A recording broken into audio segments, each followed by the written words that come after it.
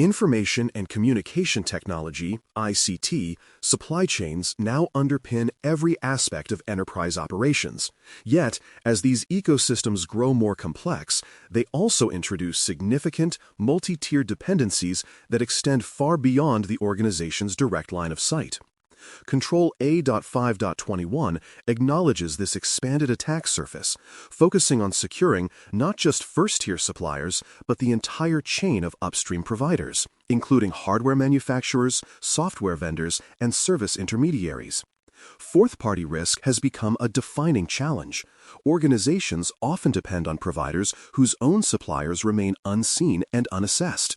Compounding this are provenance concerns in hardware, firmware, and software components, where hidden vulnerabilities or malicious modifications may lie dormant.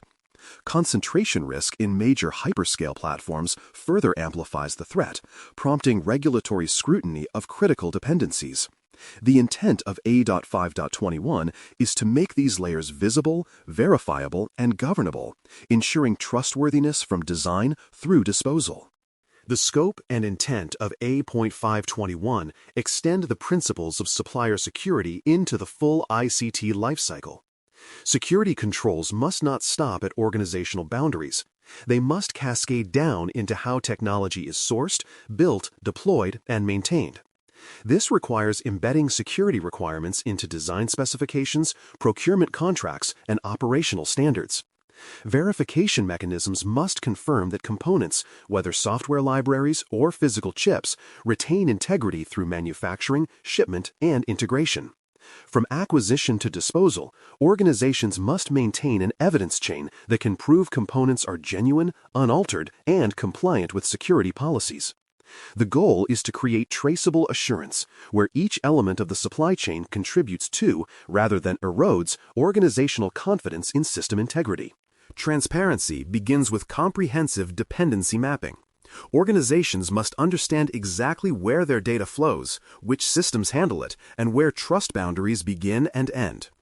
End-to-end diagrams illustrating data flow and system dependencies reveal potential choke points and shared utilities.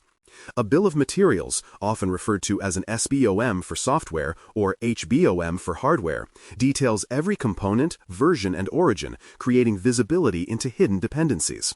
Single points of failure or shared dependencies, such as cloud infrastructure or certificate authorities, are cataloged and classified according to business impact. This mapping transforms complex ecosystems into actionable risk intelligence, allowing leadership to prioritize oversight and remediation where the stakes are highest. Inbound component assurance forms the first operational checkpoint for securing the supply chain. Components entering the environment, whether software packages, devices, or firmware updates, must undergo verification before acceptance. Secure build pipelines should use cryptographic signing and hash verification to confirm authenticity and integrity. Physical devices and media should move through tamper-evident logistics, ensuring no substitution or modification occurs in transit. Provenance checks confirm that critical libraries or hardware originate from approved manufacturers and trusted distributors. Quarantine and acceptance testing procedures verify performance and security characteristics before deployment.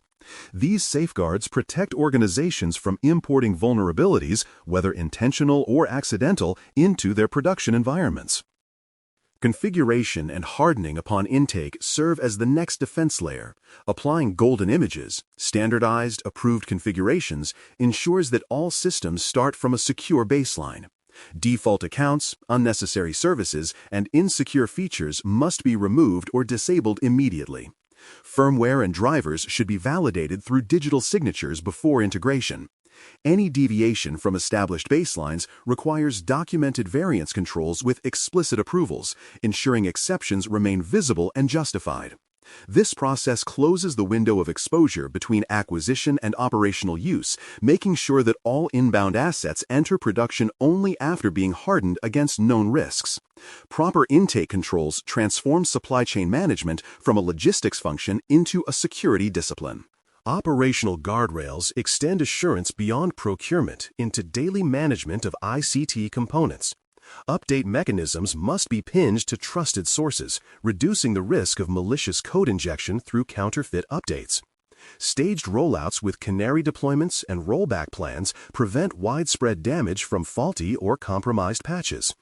Telemetry hooks integrated into systems feed real-time data to security monitoring tools, helping detect anomalies that could indicate supply chain tampering. Critical workloads should be segregated by risk tier, ensuring that a compromise in one environment cannot cascade into another. These controls enforce continuous vigilance, ensuring that supply chain risks are mitigated not just at intake, but across the full lifespan of each asset. Contracts and governance structures play a decisive role in extending control obligations across the supply chain. Agreements with suppliers must include clauses that flow down security and compliance requirements to their own subcontractors. Notification obligations must compel vendors to disclose any material changes in their upstream dependencies, such as shifts in manufacturing sites or software providers. Right-to-audit provisions, or their alternatives, such as independent certifications, ensure the organization can verify compliance. For proprietary or critical software, escrow arrangements guarantee continuity if a vendor fails or withdraws support. These contractual extensions make security a shared, enforceable duty across tiers, rather than a one-sided expectation confined to the customer-supplier relationship. Assurance is only meaningful if it is current and evidence-based. Suppliers must provide regularly updated attestations, including SBOMs, integrity proofs, and third-party audit reports refreshed according to risk tier. Exception registers document any deviations and their compensating controls, creating transparency rather than false perfection. All evidence should link directly to the organization's risk register and statement of application, maintaining traceability between supplier practices and internal control objectives. This cadence of assurance converts static documentation into a living governance system. By integrating supply chain assurance into ongoing risk management, organizations maintain visibility, adaptability, and accountability across even the most complex dependency webs. For more cyber-related content and books, please check out cyberauthor.me. Also, there are other prepcasts on cybersecurity and more at baremetalcyber.com. A.5.22 extends the principles of supply chain assurance into ongoing oversight, while A.5.21 secures the intake and integrity of ICT components. A.5.22 ensures that those controls remain effective throughout the supplier's operational life. The intent is to provide continuous verification that suppliers continue to meet their contractual and security obligations, detect drift between what was promised and what is actually delivered, and ensure that issues are corrected quickly and transparently. This isn't just about compliance, it's about maintaining resilience. A supplier relationship is not static. Technologies evolve, staffing changes, mergers occur, and each shift introduces potential new risk. A.5.22 requires that monitoring and review mechanisms adapt with these changes, maintaining a steady flow of evidence that suppliers remain trustworthy partners over time. Designing an effective monitoring framework begins with defining measurable indicators of performance and security health. Key performance indicators, KPIs, and key risk indicators, KRIs, should align with the organization's core objectives of confidentiality, integrity, and availability. Control health checks, scheduled reviews of patching, access, and incident handling processes should correspond to each party's shared responsibility in the supplier agreement. Thresholds and escalation triggers must be defined, ensuring that deviations from normal conditions prompt timely response. Dashboards bring this data together, providing visibility from executive summaries down to raw operational evidence. These frameworks make supplier monitoring systematic and scalable, turning a once manual task into a living, data-driven process. Data and evidence ingestion are what sustain this framework. Automated feeds, such as logs, ticket metrics, and vulnerability reports, provide real-time insight into supplier performance. Periodic compliance attestations and independent audit reports supplement these feeds with structured assurance. Incident notifications, including root cause summaries, should arrive through predefined channels and within contractual timeframes. Organizations should also perform periodic sampling and spot checks to verify supplier claims. A review of 10 random patch tickets or configuration logs can quickly reveal whether stated processes are being followed. By integrating both automation and manual validation, the organization achieves a balanced approach: broad coverage from data feeds and depth from targeted audits that confirm authenticity and effectiveness. Regular performance and posture reviews serve as the human interface to technical monitoring. These meetings, held at a cadence aligned to supplier tier, allow both parties to review metrics, address open actions, and plan remediation. Trend analysis across SLA compliance, incident frequency, and vulnerability management identifies patterns that may signal systemic issues. Reviewers should verify that patch cadences match commitments and that configuration drift remains within acceptable tolerances. Planned technology changes, such as migrations, upgrades, or vendor integrations, must be discussed in advance, with security implications assessed before execution. This continuous dialogue prevents surprises and fosters a partnership model where security improvement is collaborative rather than adversarial. Issue management processes define how deviations are handled once detected. Each issue should carry a severity rating, which determines response timelines and escalation paths. Critical vulnerabilities might demand immediate fixes, while medium-risk items follow agreed service levels. Interim risk treatments, such as compensating controls or temporary restrictions, maintain safety until remediation is complete. Verification testing must confirm that fixes work as intended, after which issues are formally closed and documented. When significant changes occur, such as technology overhauls or policy updates, controls must be rebaselined to reflect new realities. This disciplined cycle of detection, remediation, and validation prevents recurring weaknesses and sustains confidence in supplier governance over time. Exit and contingency readiness remain vital even in healthy relationships. Triggers for partial or full disengagement should be predefined, based on conditions like chronic SLA failure, material security breaches, or strategic realignment. Exit plans must detail how data will be exported, returned, or destroyed, with artifacts such as certificates of deletion and transfer logs serving as proof. Alternate providers should be identified and tested through contingency exercises, ensuring readiness if transitions become necessary. Knowledge transfer sessions and asset recovery processes preserve operational continuity and prevent dependency on unavailable individuals or undocumented systems. Effective exit readiness transforms potential disruption into controlled transition, keeping the organization in command of its critical services. Despite mature frameworks, many organizations still stumble on recurring pitfalls. Fourth-party risk often remains opaque. Suppliers may rely on their own subcontractors without disclosing details, leaving blind spots in the oversight chain. Over-reliance on certifications, so-called assurance by certificate only, can breed complacency when audits are not independently validated.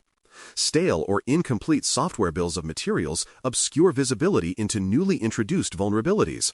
Review meetings may devolve into routine formalities, producing reports without measurable follow-through. Recognizing these weaknesses is essential to maintaining credibility. Effective oversight means verifying continuously, questioning assumptions, and insisting that evidence always trace back to current, verifiable sources. Resilient supply chains emerge from proactive collaboration and shared learning.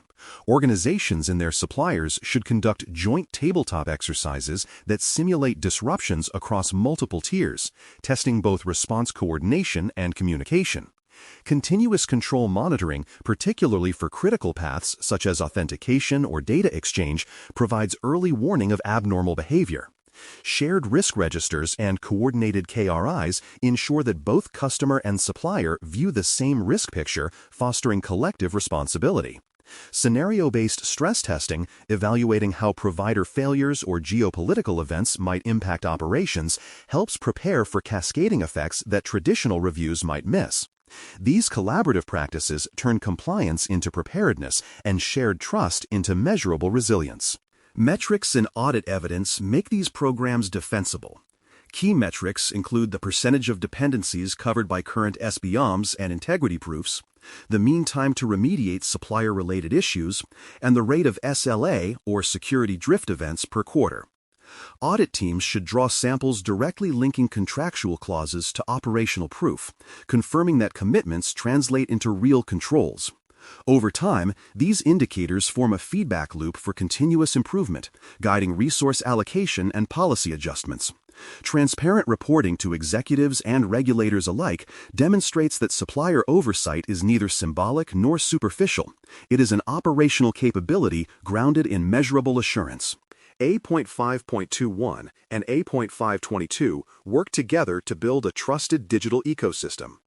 A.5.21 secures the ICT supply chain from intake to operation, ensuring integrity, authenticity, and transparency of every component. A.5.22 sustains that integrity through continuous monitoring, issue management, and verifiable evidence of compliance. Together, they establish a living system of governance where visibility, measurable obligations, and validated outcomes reduce systemic risk across interconnected suppliers. These controls complete the foundation for resilient sourcing and operations, setting the stage for the next evolution in assurance addressing cloud governance and incident readiness under A.5.23 and A.5.24, where agility and accountability converge to define the next frontier of enterprise resilience.